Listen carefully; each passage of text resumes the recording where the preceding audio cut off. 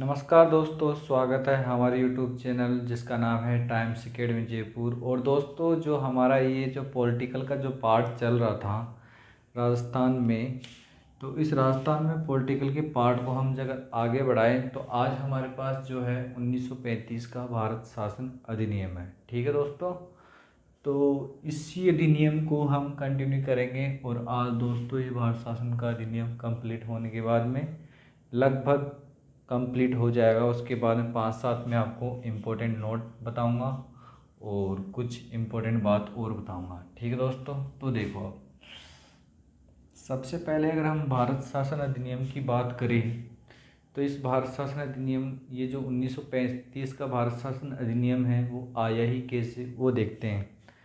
देखो, last time जब मैं आपको बताया था कि 1933 में क्या किया है, ब्रिटिश सरकार ने श्वेत पत्र जारी कर दिए। ठीक है दोस्तों, तो इसको घोषणा कब की गई थी दोस्तों, इसकी वो डेट याद रखो आप। घोषणा है 1933 में। ठीक है, इसका गठन हुआ 1935 में और इसको लागू किया गया दोस्तों वो है 1937, लेकिन 1 अप्रैल 1937। ठीक है, ये डेट है जब क्या किया गया था, भारत शासन अधिनियम 1935 लागू किया गया था। ठीक है दोस्तों, अब हम अगर आगे चलते हैं तो आगे हम देखते हैं स्टार्टिंग से कि सबसे पहले क्या था। दोस्तों मैं आपको बता दूं, जो 1935 का जो ये अधिनियम है वो क्या था, वाइड था, मतलब खूब सारा था। इसमें बहुत से अनुच्छेद भी थे, इसमें खूब सारी अनुसूचियाँ भी थी। और वो कहाँ कहाँ लागू की गई, कैसे लागू की गई, ऐसे ही सब कुछ छोड़कर। ठीक है दोस्तों, तो कैसे क्या था, ये एक था क्या, विस्तृत विस्तृत प्रलेख था। ये क्या था दोस्तों, विस्तृत प्रलेख था। जब विस्तृत अगर प्रलेख था तो इस प्रलेख में क्या था, क्या इम्पोर्टेंट बात थी। इस प्रलेख में इतनी सी इम्पोर्टेंट बात थी कि इसमें शामिल थे क्या क्या, वो देखो आप। इस प्रलेख में 448 क्या थे, अनुच्छेद। ठीक है दोस्तों, और 448 के बाद में यहाँ पर थी 16 अनुसूचियाँ। क्या थी दोस्तों, 16 अनुसूचियाँ थी।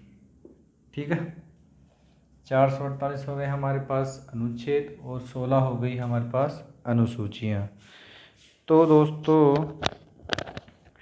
फिर आगे चलते हैं हम। तो आगे चलने के बाद में हम देखते हैं कि ये कहाँ कहाँ लागू हुआ और कहाँ कहाँ नहीं लागू हुआ। तो वो देखो आप, तो इसमें हैं जो इंडिया पर लागू हुए थे दोस्तों, उनमें से वो थे 321 अनुच्छेद कहाँ लागू किए गए, ये लागू किए गए भारत पर। ठीक है, अब भारत पर, तो भारत से मतलब क्या है, जो ब्रह्मा से अलग है। ठीक है दोस्तों, क्या, ब्रह्मा से अलग। और अनुच्छेद अनुसूचियाँ की गई थी लागू, कितनी, 10 अनुसूचियाँ। क्या, कहाँ लागू की गई, 10 अनुसूचियाँ लागू हुई कहाँ पे, भारत पर। ठीक है, बाकी बच गए, तो यहाँ हैं बाकी के अनुच्छेद कहाँ लागू हुए, ये अनुच्छेद तथा अनुसूचियाँ कहाँ पे लागू की गई दोस्तों, वो लागू की गई है ब्रह्मा पर। बाकी के अनुच्छेद तथा अनुसूचियाँ ब्रह्मा पर लागू की गई। ब्रह्मा से मतलब क्या है दोस्तों, म्यांमार को हम बोलते हैं क्या, ब्रह्मा। तो ब्रह्मा पर लागू की गई। ये था हमारा नया कंसेप्ट। ठीक है, अब हमारे पास क्या होता है कि ये अनुच्छेद है, ये अनुसूचियाँ हैं, ये ब्रह्मा पर लागू की गई है। ठीक है, तो इससे एक बात हमारे सामने आती है, क्या आती है कि यहाँ पर बर्मा अलग हो चुका है। क्या आ रही है दोस्तों हमारे सामने कि यहाँ पर जो बर्मा है वो भारत से अलग हो चुका है। तो इम्पोर्टेंट बात ये है, यहाँ पे लिख देता हूँ मैं, क्या कि इस अधिनियम में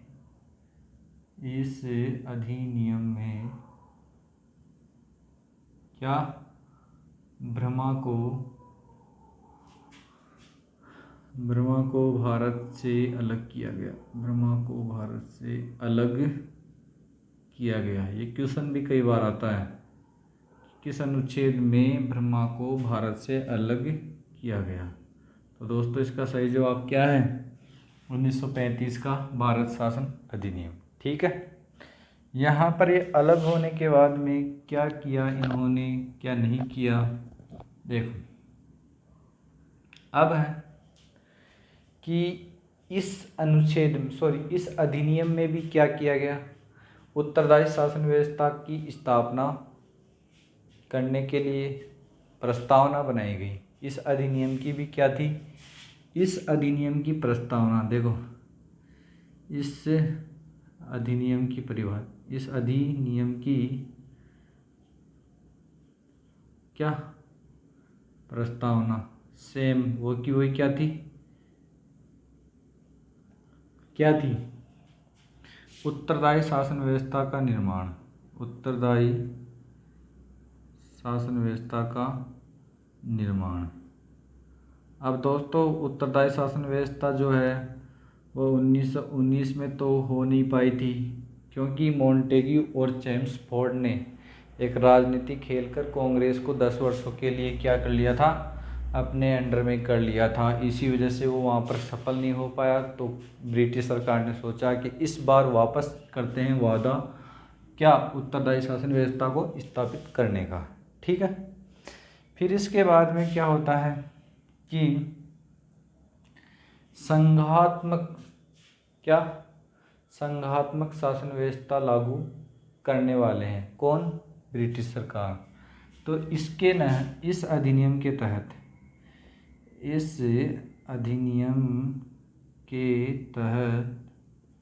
क्या करने वाले हैं, संघात्मक शासन व्यवस्था भारत में स्थापित करने वाले हैं, व्यवस्था की स्थापना करना है। इस अधिनियम के तहत संघात्मक शासन व्यवस्था की स्थापना का प्रावधान किया गया। दोस्तों क्या प्रावधान, कि हम क्या करेंगे, भारत में संघात्मक शासन व्यवस्था स्थापित करेंगे, प्रावधान किया गया। अब वो क्या होता है, कैसे फेल होता है, वो बताता हूँ मैं आपको। अब संघात्मक शासन व्यवस्था स्थापित करने के लिए अंग्रेजों ने जो भी है, सबसे पहले क्या किया गया, अखिल भारतीय संघ को स्थापित करने का प्रावधान किया। इसके अंडर में, इस व्यवस्था के अंडर में, ये जो व्यवस्था है ना, इसी व्यवस्था के अंडर में क्या किया गया,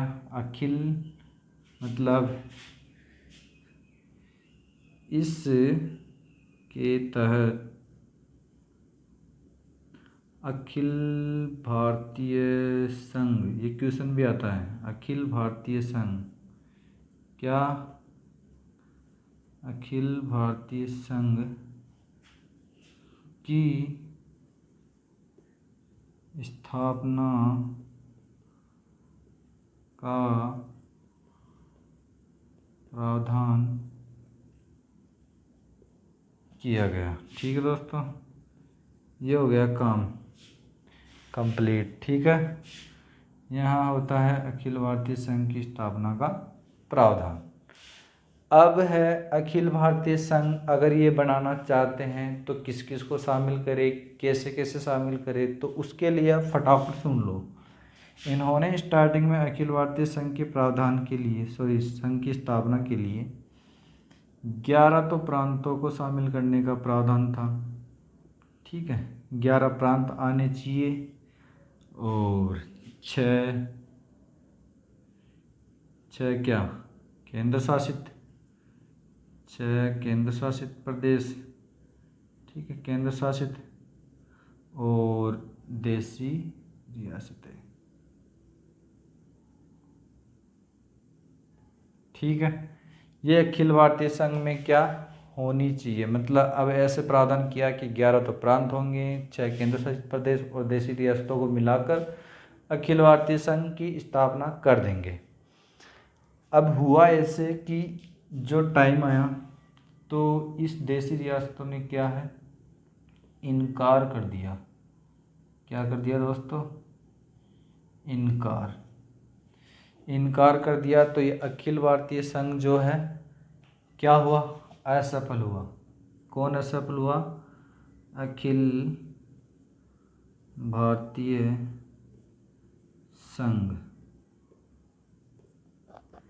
असफल हुआ, ठीक है।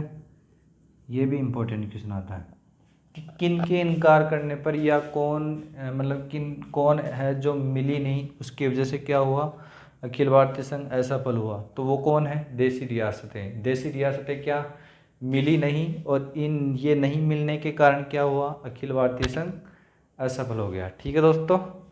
तो आगे चलते हैं, पहले आप इसका स्क्रीनशॉट लो फटाफट।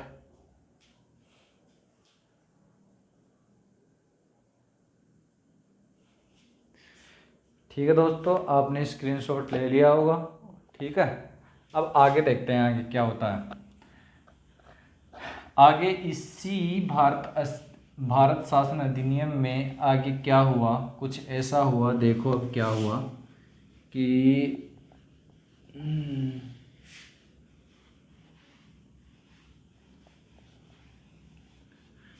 ठीक है दोस्तों, जो अखिल भारतीय संघ है वो तो यहाँ पर हो गया असफल। असफल होने के बाद में क्या होता है कि जो जवाहरलाल नेहरू है उन्होंने कमेंट मारा। देखिए क्या कमेंट है वो देखते हैं। उन्होंने जो कमेंट मारते हैं, जो जवाहरलाल नेहरू है उन्होंने क्या किया, एक कमेंट मारा। कमेंट क्या मारते हैं वो देखो आप। उन्होंने कहा कि 1935 का जो अधिनियम है वो है क्या, वो है दास्ता का प्रपत्र है, या दास्ता का चार्टर्ड एक्ट है, ऐसे भी बोला। इसको ऐसे भी लिख सकते हैं, इक्वेशन बन सकते हैं दोस्तों, कैसे बनेंगे बताऊंगा मैं। दास्ता का क्या है, चार्टर है, ठीक है। और एक चीज़ और कही, ये क्या है, ऐसी कार है, ऐसी बिना ब्रेक की कार है, नहीं ऐसी कार है जिसमें हर एक कौन, ठीक है, ऐसी कार है जिसके अनेक ब्रेक है, यानी कि अनेक ब्रेकों वाली कार है ये 3 चीज़ कही है दोस्तों। किसने कही है, जवाहरलाल नेहरू ने। क्या, जो ये 1935 का अधिनियम है, इस 1935 के अधिनियम को जवाहरलाल नेहरू ने सबसे पहले कहा कि ये दास्ता का प्रपत्र है, ये दास्ता का चार्टर है, और एक ऐसी कार है जिसके अनेक ब्रेक है, यानी कि अनेक ब्रेकों वाली गाड़ी है, ठीक है। ये चीज़ कहा है कमेंट में, ठीक है। जैसे आज के ज़माने में ट्विटर पे कमेंट करते हैं ना, वैसे पहले ये लोग कमेंट करते थे तो उनको न्यूज़ वाले प्रकाशित कर देते थे, ठीक है। अब उसके बाद में जो आते हैं, इसमें क्या किया गया, इसमें किया गया शक्तियों को विभाजन। क्या, शक्तियों को अलग अलग भागों में, अलग अलग सूचियों में विभाजित कर दिया गया। तो देखो इसमें किया गया शक्तियों का बंटवारा, शक्तियों का बंटवारा का जरिए क्या होगा, सूची के माध्यम से। तो सूची के माध्यम से, शक्तियों का अगर बंटवारा है तो सूची के माध्यम से होगा। अब सूची है वो कैसे क्या है वो बताता हूँ। देखो इसका एक अच्छा सा वो प्रोफार्म बताता हूँ, ठीक है। ये हमारी हो गई सूची, सॉरी संघीय सूची, सूची हो गई। ये हमारे हो गई सरकार कि कौन सी सरकार इसमें इंटरफेयर करेगी, ठीक है। ये उनके हो गए विषय कि उसको कितने कितने विषय दिए गए हैं, ठीक है दोस्तों। अगर हमारी सूची है संघीय सूची, क्या है दोस्तों, संघीय सूची, तो इस सूची में जो सरकार है वो कौन सी है, संघीय सरकार।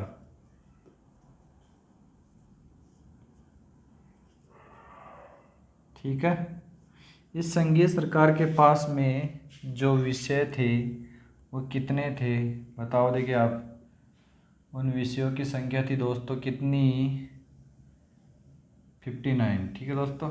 कितनी थी, तो संघीय सूची में जो संघीय सरकार के पास में इसका क्या था, कंट्रोल था या अंडर में थी, और इसमें इसके पास में जो विषय थे दोस्तों वो थे 59। ये क्वेश्चन भी बनता है, ठीक है। और जो दूसरी जो सूची है वो कौन सी सूची है दोस्तों, कौन सी है, प्रांतीय सूची। क्या है दोस्तों, प्रांतीय सूची। और इस प्रांतीय सूची में सरकार कौन सी रहेगी, प्रांतीय सरकार, प्रांतीय सरकार, ठीक है दोस्तों। अगर प्रांतीय सरकार है तो उस प्रांतीय सरकार के पास में विषय कितने होंगे दोस्तों, 54। कितने होंगे विषय, 54, ठीक है दोस्तों। तीसरी देखते हैं, तीसरी जो है वो है कौन सी, समवर्ती सूची। कौन सी सूची होती है दोस्तों, तीसरी समवर्ती सूची। समवर्ती सूची के पास में जो समवर्ती सूची किसके अधिकृत में होंगी, समवर्ती सूची होंगी दोस्तों क्या, संघ सरकार के पास में, ठीक है। और ये संघ सरकार है तो संघीय सरकार बोल दो या संघ सरकार। इसमें जो विषय होंगे दोस्तों वो होंगे कितने, 36 विषय समवर्ती सूची में थे। और एक और आते हैं, अगर किसी प्रकार का कोई अवशिष्ट विषय है तो दोस्तों उस पर जो कानून बनाने का अधिकार है तो अवशिष्ट जो विषय है वो किसके पास थे दोस्तों, अवशिष्ट जो विषय है, अवशिष्ट विषय किसके पास होंगे दोस्तों, क्या, वायसराय के पास में। क्या दोस्तों, वायसराय के पास अवशिष्ट विषय कहाँ होंगे, वायसराय के पास, ठीक है। तो अब एक बार देख लो कि शक्तियों का बंटवारा जो है सूची के माध्यम से हो रहा है। सूची 3 प्रकार से बनी, संघीय सूची, प्रांतीय सूची, समवर्ती सूची। संघीय सूची में संघ सरकार के पास में कंट्रोल रहता है और जो विषय बताए गए हैं वो है 59। प्रांतीय सूची में जो कंट्रोल है वो प्रांतीय सरकार का है, जो इसमें विषय बताए गए हैं वो 54 है। और समवर्ती सूची में क्या है, संघ सरकार के पास में विषय कितने हैं, 36, ठीक है दोस्तों। और अवशिष्ट जो विषय हैं वो रहेंगे किसके पास में, वायसराय के पास में, ठीक है दोस्तों। तो इसका फटाफट आप एक बार स्क्रीनशॉट लो और फिर इसके बाद में बताते हैं 2 जगह क्या किया गया है। संसदीय विधानमंडल की स्थापना की गई है 2 जगह, ठीक है। स्क्रीनशॉट ले लिया।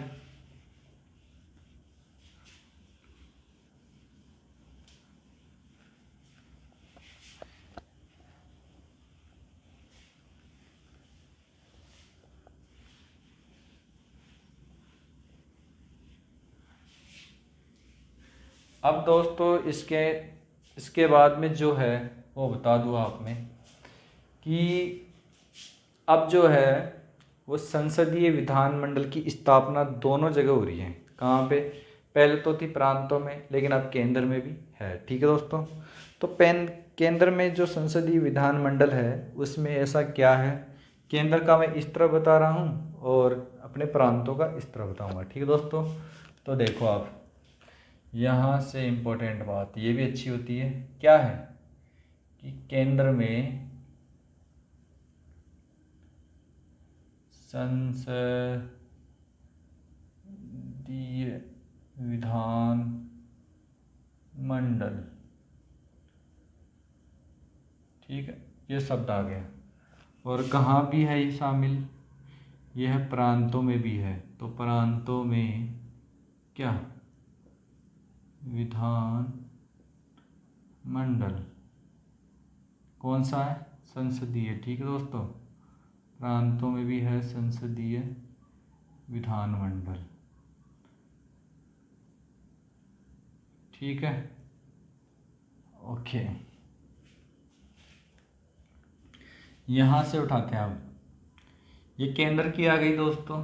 इस केंद्र की विधानमंडल में अगर हम जैसे आज की डेट में अगर हम संसद को दो जगह बांटते हैं तो दो जगह कहाँ कहाँ आती है, संसद हो गया, ठीक है दोस्तों, ये लोकसभा और राज्यसभा हो गया, ठीक है, यही होता है।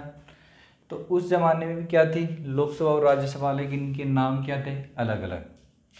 ये लोकसभा को हम बोलते थे क्या, विधान परिषद,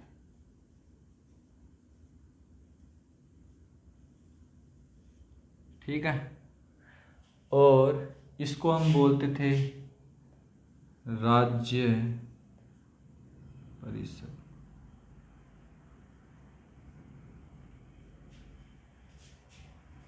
सॉरी इसको हम बोलते थे, सॉरी दोस्तों, क्या, विधानसभा, विधानसभा, ठीक है, विधानसभा हो गई। और एक है अपना राज्य परिषद। तो दोस्तों आज की डेट में अगर हम देखें कि विधानसभा को क्या बोलते हैं, तो आज की डेट में दोस्तों हम विधानसभा को क्या बोल सकते हैं, लोकसभा। जो केंद्र की क्या थी, संसद की जो संसदीय विधानमंडल था, उसका जो पहला भाग है, उसमें हम आज की डेट में क्या बोल सकते हैं, मतलब वर्तमान में हम बोल सकते हैं इसको क्या, लोकसभा, और इसको क्या बोल सकते हैं, राज्यसभा, ठीक है दोस्तों।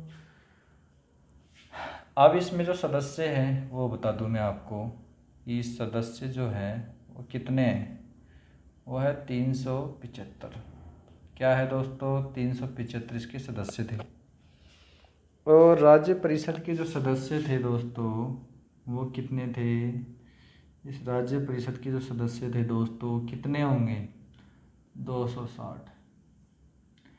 एक अंतर ये आ गया, एक अंतर ये है, ये क्या था दोस्तों, अस्थाई सदन। आज की डेट में भी क्या होता है, लोकसभा, अस्थाई तो होता है अस्थाई सदन, और ये क्या है दोस्तों, स्थाई सदन, ठीक है, स्थाई सदन। और दोस्तों इसका कार्यकाल बता दूं मैं आपको, कार्यकाल दोस्तों, इसका कार्यकाल है 5 वर्ष। इसका कार्यकाल कितना है दोस्तों, इसका कार्यकाल है 6 वर्ष। बस इतना सा अंतर रखना है, ठीक है। ये हमारा आ गया स्थान, ठीक है, स्थायी सदन। और ये है, सॉरी, अस्थायी सदन, ही यहाँ पे ए लगाना भूल गया मैं, ये अस्थायी सदन है, वो स्थायी सदन है, ठीक है दोस्तों। तो ये अपना हो गया केंद्र में विधानमंडल, ठीक है दोस्तों, केंद्र में संसदीय विधानमंडल, ठीक है, जो संसद की। अब आते हैं अगर प्रांतों में, तो प्रांतों में सेम है, क्या है दोस्तों, वही विधानसभा और क्या है, विधान परिषद, विधानसभा और क्या दोस्तों, क्या बोल सकते हैं उसको, विधानसभा और विधान परिषद। तो यहाँ भी तसा है दोस्तों, क्या, विधान सभा। तो ये तो नाम सेम हो गया, ठीक है, और ये क्या है, विधान परिषद, क्या है दोस्तों, विधान परिषद, यही था, विधान परिषद हो गया, विधानसभा हो गया, विधान परिषद, ठीक है। अब एक जो इम्पोर्टेंट क्वेश्चन आता है प्रांतों से, कि ये जो प्रांतों से कितनी जगह लागू हुआ था, कैसे लागू हुआ था। तो दोस्तों ये जो था ना, संसदीय विधानमंडल की जो व्यवस्था थी, वो थी 6 प्रांतों में लागू थी। क्या थी? 6 प्रांतों में लागू। तो दोस्तों अगर 6 प्रांतों में लागू होंगी तो 6 प्रांत कौन कौन से होंगे वो भी बताने पड़ेंगे। तो देखो आप, उसमें जो मैं आपको ट्रिक बताया था ना, क्या, ट्रिपल बी, फिर बताया था ए, फिर आगे क्या बताया था, पी एम, फिर आगे क्या बताया था, सैं, और एक बताया था मैं। ये बताया था मैंने आपको पिछली बार 8 प्रांतों में। तो इन 8 प्रांतों में से पंजाब को हटा दो, ठीक है, और इसको हटा दो। अब बस सही है। अब इसको क्या करना है हमें, ये हमारा हो गया बॉम्बे, ये हमारा हो गया क्या, बॉम्बे। बॉम्बे होने के बाद में ये क्या है, बंगाल, और बंगाल के बाद में ये क्या है, क्या है दोस्तों, बंगाल, बम्बई, मतलब बम्बई, बंगाल, बिहार, और दोस्तों ये क्या है, बिहार, ठीक है। बिहार के बाद में ये क्या है, असम, और असम के बाद में दोस्तों ये क्या है, मद्रास, और मद्रास के बाद में दोस्तों ये क्या है, संयुक्त प्रांत, संयुक्त प्रांत। दोस्तों इन 6 जगहों पर क्या किया गया था कि संसदीय विधानमंडल को लागू किया गया था, ठीक है दोस्तों। इन 6 प्रांतों में लागू करने के बाद में, ठीक है, अब यहाँ से क्या होता है, आगे आगे क्या है, तो इसको आप फटाफट स्क्रीनशॉट लो, और टाइम है ही नहीं ऐसे मान लो।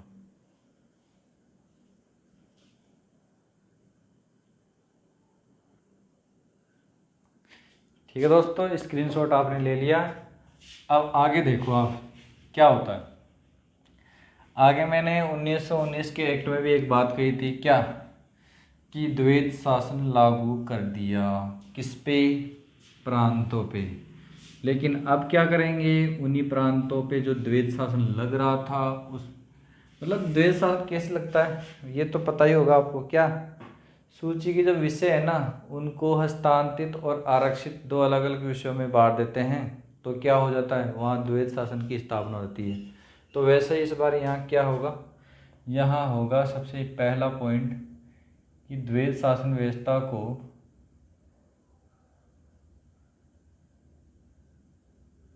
द्वैत शासन को क्या कर दिया गया, प्रांतों से हटाकर, प्रांतों से हटाकर केंद्र में लागू कर दिया गया, ठीक है। यही सिंपल सी बात है कि द्वैत शासन को अब प्रांतों से हटाकर केंद्र में लागू कर दिया गया। इसका सिंपल सा मीन क्या होता है कि जो केंद्रीय विषय है ना, केंद्रीय सूची के विषय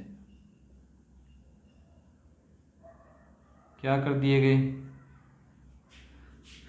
इन केंद्रीय सूची के जो विषय है वो 2 जगह बढ़ गए, क्या, हस्तांतरित और क्या, आरक्षित। आरक्षित और हस्तांतरित 2 विषयों में अलग अलग बट गए। तभी तो क्या है, केंद्र में द्वैत शासन की लागू हुई, ठीक है।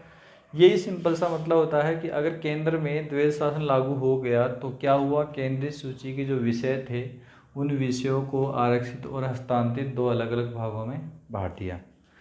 अब यहाँ से जब केंद्र में, सॉरी, जब प्रांतों में द्वैत शासन हटेगा तो क्या होगा, अब प्रांतों को क्या कर दी, प्रांतों को स्वायत्तता दे दी गई, स्वायत्तता दे दी गई, ठीक है, तथा स्वायत्तता दे दी गई, दे दी गई, तथा क्या किया गया, इन पर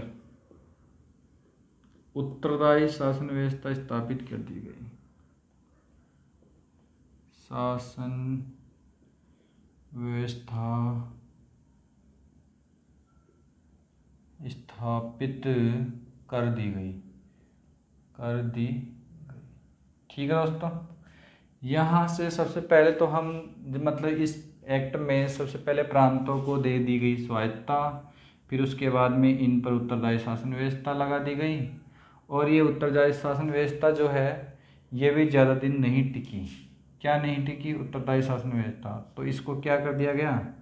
1939 में हटा दिया गया, हटा दिया गया। बस ये होता है सिंपल सा मतलब। ठीक है, अब इसमें कोई ज़्यादा दिक्कत तो आने वाली बात है नहीं। ठीक है, सबसे पहले द्वैध शासन को प्रांतों से हटाकर केंद्र में लागू कर दिया गया। केंद्र अब प्रांतों को स्वायत्तता दे दी गई। स्वायत्तता देने के बाद में सिंपल सा मतलब होता है कि उत्तरदायी शासन को हटाकर अब क्या है, उत्तरदायी शासन व्यवस्था स्थापित करने के बाद में 1939 में क्या कर दी गई? ये हटा दिया गया। ठीक है, अब एक नाम और आता है, क्या? लोक सेवा आयोग। अब ये जो है लोक सेवा आयोग, ठीक है, ये क्या क्या हो गए? ये प्रांतों प्लस देशी रियासतों पर लागू हो गया। ठीक दोस्तों, क्या हो गया? लागू कर दिया गया। ठीक है, लोक सेवा आयोग को प्रांतों व देशी रियासतों पर लागू कर दिया गया। ठीक है, एक ये व्यवस्था थी। अब इस व्यवस्था के बाद में हमारे पास में अभी तक तो कौन कौन है? भारत का जो विधान मतलब जो वहाँ पे बैठा, एक दो चेंज और करने वाले हैं। ठीक है, तो आप इसका फटाफट स्क्रीनशॉट लो। दो चेंज और क्या क्या किया है वो भी मैं आपको बता दूं। और दोस्तों जो पिछले वीडियो में है ना, जो मतलब एक डेट का कन्फ्यूज़न है दोस्तों, तो वो डेट मैं आपको बताऊंगा कि मैंने जब एक पेपर में देखा था तो वो डेट क्या थी, थोड़ी अलग थी, और एक्चुअल में वो सही डेट क्या है वो ही मैं आपको बताने वाला हूँ कि मैंने पिछले में क्या बताया था और अब मैं आपको क्या बताऊँगा। ठीक है दोस्तों, तो देखो, तो यहाँ ठीक है, पहले इन सब के बारे में बताऊँगा कि ऐसा क्या है। ठीक है, अब देखो आगे। अब यहाँ से अगर हम देखें तो दो चेंज और करने वाले हैं 1935 में। वो दो चेंज क्या करने वाले हैं वो देखो। आपने देखा था कि जो लंदन यानी कि जो ब्रिटेन में जो बैठा है वो कौन है? भारत सचिव। और भारत की क्या विधान परिषद, सॉरी मतलब जो 15 सदस्यीय टीम थी उसको क्या बोलते हैं? भारत परिषद। ठीक है, तो अब जो क्या है देखो, मैं डायग्राम बता दूं कि ये था हमारा भारत सचिव, और भारत सचिव की सहायता के लिए क्या की गई थी? सहायता के लिए एक बनाया गया था दल। कौन है? 15 सदस्य, सॉरी ये 15 नहीं है, यहाँ पर 10 से 8 कर दी गई थी। पिछले एक्ट में बताऊंगा कैसे। तो जो भारत परिषद है, ठीक है, यहाँ तक। ठीक है, इस पद को अब क्या कर दिया गया है? समाप्त। ठीक है, तो भारत सचिव की सहायता के लिए जो भारत परिषद था उसको अब कर दिया गया है समाप्त। अब इसकी सहायता के लिए, इस भारत की सहायता के लिए जो नया पद है उसको बोलते हैं हम उच्चायुक्त। ठीक है, ये हो गया डिसाइड कि अब उसको हटा देंगे। उसको हटाकर अब उच्चायुक्त क्या करेंगे? वहाँ पर घोषित करेंगे, यहाँ पर, यानी कि उसकी सहायता के लिए, भारत सचिव की सहायता के लिए उच्चायुक्त का जो पद है वो सृजित किया गया। अब इस पे बैठने वाला व्यक्ति क्या करेगा? भारत के सचिव की सहायता करेगा। एक ये यहाँ पे कम मतलब हुआ है। ठीक है, अब है आगे। देखो दोस्तों, आगे जो है वो कंप्लीट ये बताता हूँ कि यहाँ से अब है जो अपना क्या है, अपना जो अपेक्स न्यायालय है, क्या है, अपेक्स न्यायालय अभी तक कहाँ पर स्थित है? अभी तक दोस्तों ये स्थित है कहाँ पर? कहाँ पर? कोलकाता में। ठीक है, कोलकाता में स्थित है। और दोस्तों ये बना कब था? 1764 ईस्वी में। याद रख लेना दोस्तों, क्वेश्चन बहुत अच्छा है। ठीक है, इस अपेक्स न्यायालय को जो ये कोलकाता में है, इसको क्या कर दिया गया है? ट्रांसफ़र करने के बाद में इसको अब कहाँ लाया गया है? दिल्ली। दिल्ली में लाने के बाद में इसका नाम हो गया है चेंज, नाम परिवर्तन हुआ। और परिवर्तन क्या हुआ दोस्तों? संघीय न्यायालय। संघीय न्यायालय। ठीक है, ये इसका नाम हो गया अब। और दोस्तों ये जो दिल्ली में जब ट्रांसफ़र किया गया था, तो इसकी डेट है 1 अक्टूबर 1936। तो दोस्तों इसकी डेट मेरे को याद आने दो एक बार। इसकी डेट है क्या दोस्तों?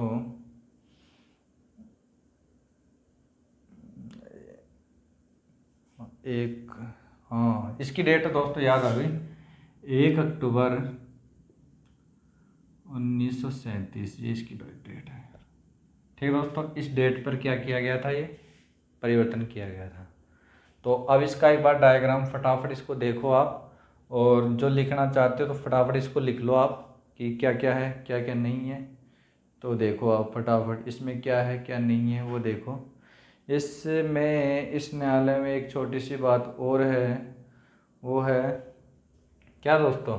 इसमें, हाँ इसमें एक छोटी सी बात इसी रह गई कि यहाँ पर जो अब अपॉइंट होने वाले हैं 1+6 का कंसेप्ट चलेगा। कैसे? ये 6 तो होंगे अन्य न्यायाधीश, और ये होगा अपना मुख्य न्यायाधीश, चीफ जज। ठीक है, मुख्य न्यायाधीश। और ये दोस्तों मुख्य न्यायाधीश उस समय जो बनने वाला व्यक्ति था प्रथम, वो कौन था? Sir Maurice Gwyer.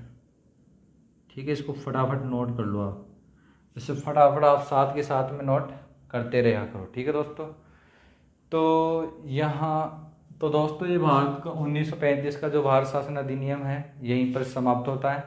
और इसके बाद में हम नेक्स्ट वीडियो में हम आपको जो भी है थोड़ी, हाँ इसमें जो 2 बात बाकी रह गई थी वो बता दूँ आपको मैं। जो मैं कमेंट में पढ़ा था, फिर कमेंट में पढ़ने के बाद में मैंने गौर करने के बाद फिर मेरे को पता चला एक्चुअल में सही क्या है क्या नहीं है। तो देखो दोस्तों, मैंने पिछले वीडियो में बताया था क्या कि वो जो साइमन कमीशन है वो भारत में कब आया था, ये डेट थी दोस्तों। तो दोस्तों वहाँ करेक्शन कर लेना कि साइमन जो कमीशन है दोस्तों वो भारत आया था। कब आया था? भारत आया था कब? 1928 में आया था। क्या दोस्तों? 1928 में आया था। तो ये डेट आप ध्यान रखना।